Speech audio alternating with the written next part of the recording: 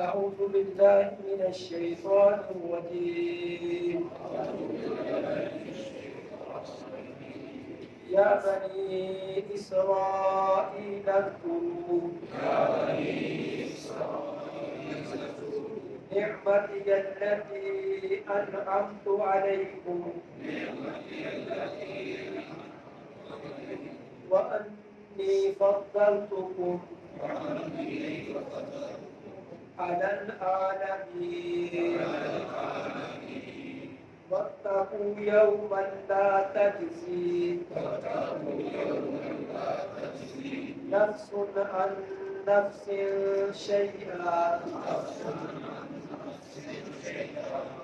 شيئا ولا يقبل منها عدل ولا تنفعها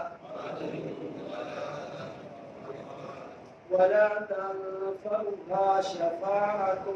ولا هم ينصرون.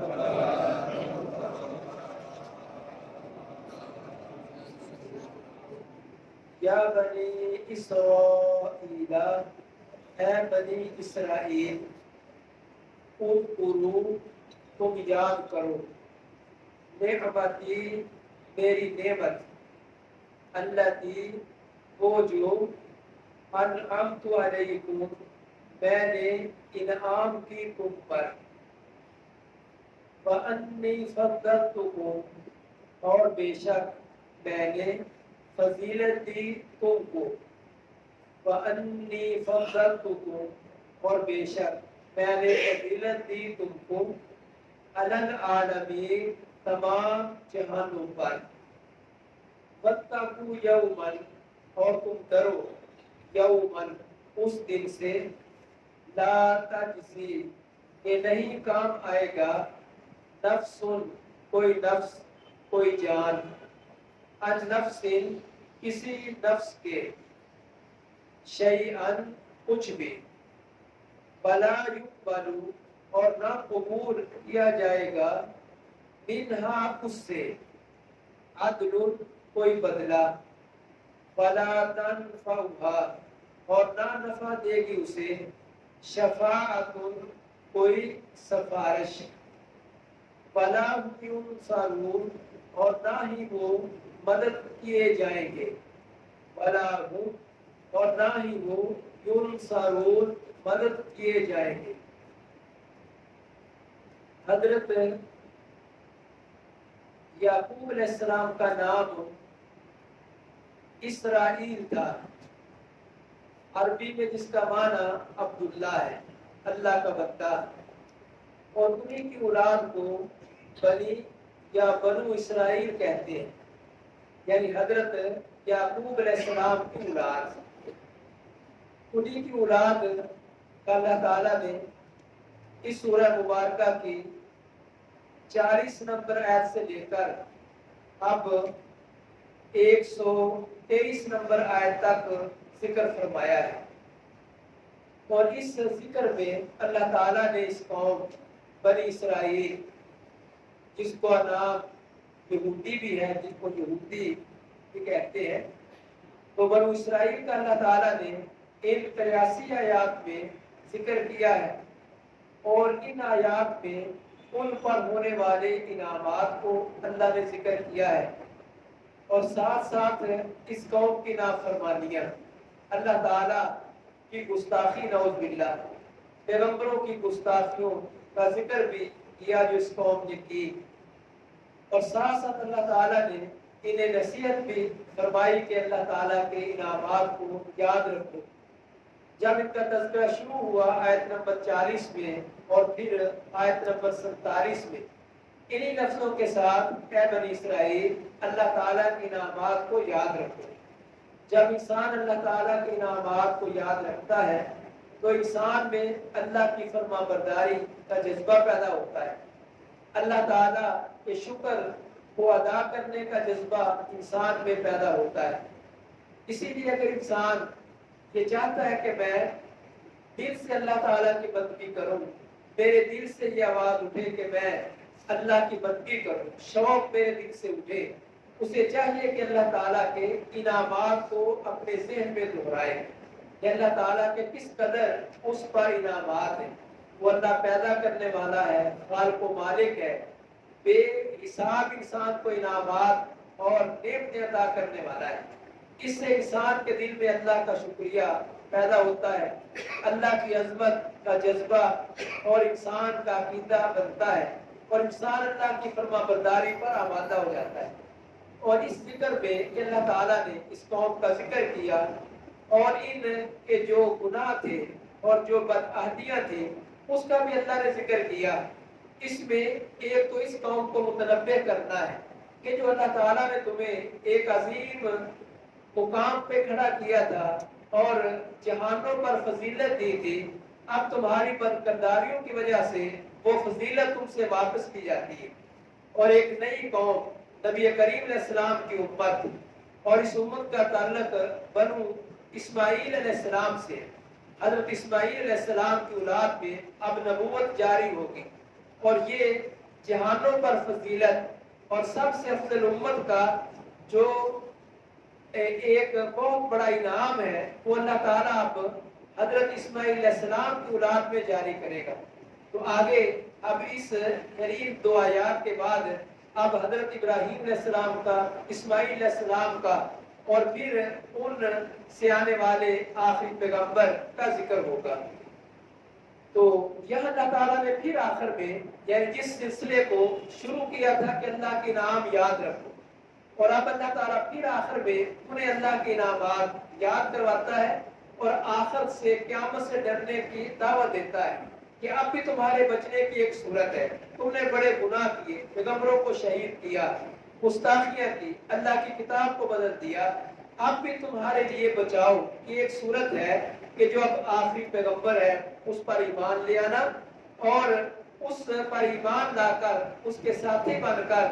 اپنے جو تم نے گناہ کیے ہیں ان کا کفارہ ادا کر سکتے ہو. تو اللہ فرماتے ہیں یا بنی اسرائیل، اے بنو اسرائیل، اذکروا نعمتی التی انعمت علیکم، ان نعمتوں کو یاد کرو جو انعامات، جو نعمتیں میں نے تم پر کی ہیں. وَأَنِّي فَضَّلْتُكُمْ عَلَى الْعَالَمِينَ، اور یقیناً میں نے تمہیں فضیلت عطا کی تھی تمام جہانوں پر جب تم اللہ کی کتاب کو ماننے والے تھے اور پیغمبروں کی تعلیمات پر چلنے والے تھے تو تمہیں جہانوں پر فضیلت ہے. لیکن تم نے جو کرتوت کیے جس کا ذکر ان آیات مبارکہ میں، آیات سابقہ میں ہو چکا ہے، انہوں نے کیا کیا کرتوت ان کے تھے اور کیا کیا ان کے جرم تھے، تو ان کی بنیاد پر اللہ فرماتے ہیں وَاتَّقُوا يَوْمًا، اب تمہیں اس دن سے ڈرنا چاہیے لا تجزی نفس عن نفس شیئا، جس دن کوئی نفس، کوئی جان کسی جان کے کام نہیں آئے گا. انسان مشکل میں پڑ جائے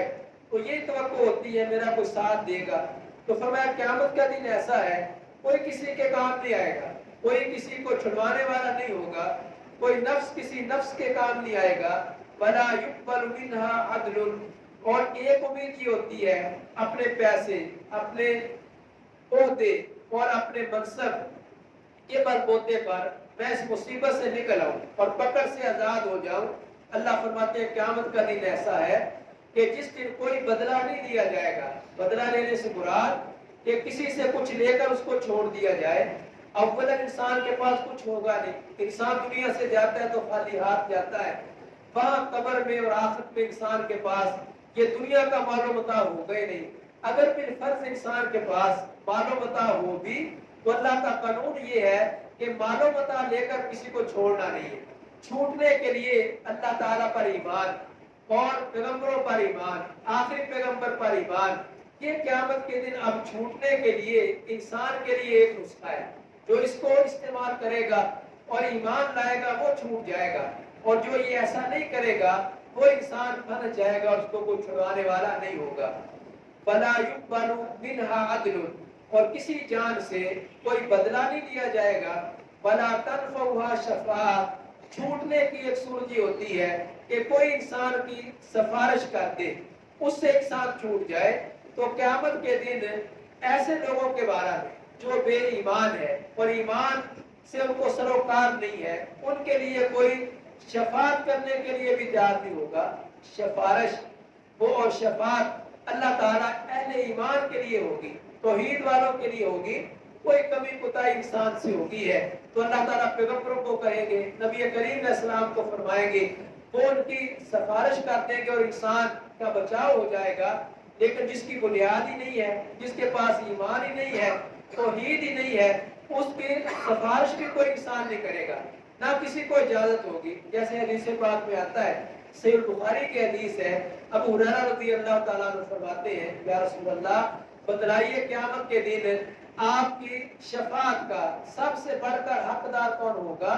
آپ نے فرمایا مجھے امید تھی کہ یہ سوال تم بھی کرو گے، چونکہ تم حدیث کو سننے اور یاد رکھنے پر تمہیں بڑا حرص ہے، بڑا شوق ہے میری باتوں کو یاد کرنے اور حفظ کرنے کا۔ پھر آپ نے فرمایا اسعد الناس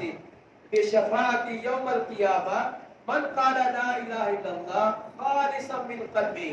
کہ میری سفارش کا اور شفاعت کا مستحق وہ ہوگا جس نے دنیا میں لا الہ الا اللہ کہا اپنے دل سے، خالصا من قلبی، اپنے دل سے کہا، یہ نہیں ہے کہ زبان پہ لا الہ الا اللہ ہے اور سب شرکیہ کام انسان کرتا جائے جو لا الہ الا اللہ کے معنی مقصود اور مفہوم اور مقصد کے خلاف ہو، ایسا نہیں ہے۔ جو انسان دل سے کہے، جو لا الہ الا اللہ کا تقاضا ہے اس کو پورا کرے، اس کا معنی ہے کہ اللہ کے علاوہ کوئی معبود نہیں ہے، پھر کسی کو معبود سمجھے بھی نہ، کسی کے سامنے جھکے بھی نہ، اللہ کے علاوہ کسی کی بندگی کرے بھی نہ، تو ایسا انسان وہ نبی کریم علیہ السلام کی وہ شفاعت کا مستحق ہوگا۔ تو جو انسان کی یہ بنیاد ہی نہیں ہے، وہ آپ کو مانتے نہیں ہے، اللہ کو صحیح معنوں میں مانتے نہیں ہے، تو یہ اس کو سہولت بھی نہیں ملے گی کہ کوئی اس کی سفارش کر دے۔ فَلَا هُمْ يُنصَرُونَ، ایک صورت یہ ہوتی ہے اس کے ساتھی اس کو چھڑوا لے، حملہ کرے پکڑنے والے پر چھڑوا لے، تو قیامت کے دن یہ کس کو مجال ہوگی؟ وہاں تو کوئی اپنی مرضی سے بول نہیں سکے گا، وہاں تو اپنی مرضی سے آنکھ نہیں اٹھا سکے گا، کوئی سانس نہیں لے سکے گا۔ تو اللہ کی بارگاہ میں یہ کیسے ہو سکتا ہے کہ کوئی اللہ سے زبردستی چھڑوا لے؟ فَلَا هُمْ يُنصَرُونَ، اور نہ ہی ان کی مدد کی جائے گی، وہ مدد کیے جائیں گے۔ تو یہ دو آخری آیات تھی جن میں اللہ تعالیٰ نے بنی اسرائیل کو دوبارہ اپنی نعمتوں کو یاد رکھنے اور قیامت کے دن سے ڈرنے کا حکم دیا ہے، اور معنی یہ ہے کہ اب تمہارے بچنے کی یہ صورت ہے، آپ پر ایمان لے آؤ، جس پیغمبر کا آگے آیات میں اب ذکر شروع ہو جائے گا۔